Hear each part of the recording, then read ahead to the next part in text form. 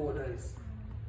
This is probably not what we ought to do, but Jesus said to her, did I not tell you that if you believe, you would see the glory of God? In that moment, when it really mattered, Martha's faith failed her. But that is such good news for you and I, because ours does too. We want to have the faith when we step into that space. We want to believe, but it's hard.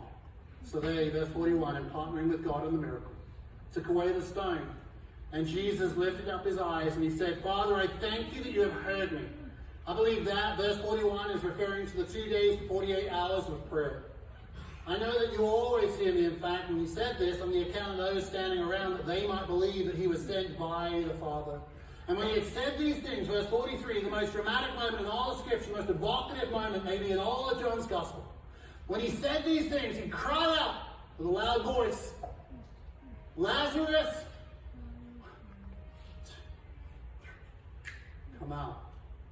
Come out. What I love about this moment, contrary to where Jesus brought life to Jairus' daughter, where he said to many in the room, hey, you all need to leave, and all of a sudden there's this miracle moment. In this case, he goes, I don't care about it. I'm putting my reputation on the line. You can all watch this. Lazarus, come out. It's this incredible moment.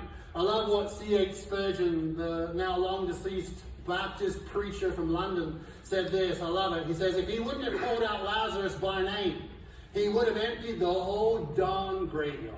I love that. Verse 44, the man who had died came out, his hands and his feet bound with linen strips and his face wrapped with a cloth. And then Jesus said to them, remember his face is wrapped with a cloth, unbind him and let him go. This is a picture of salvation.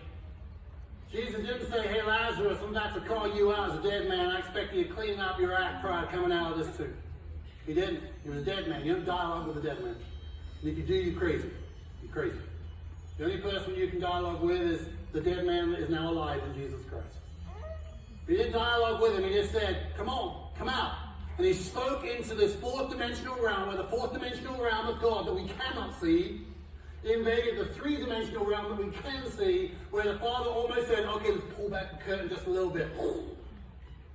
And he came out. It's a picture of salvation. We are dead, but the life of Christ and the voice of God calls us from our deadness into a place of being alive.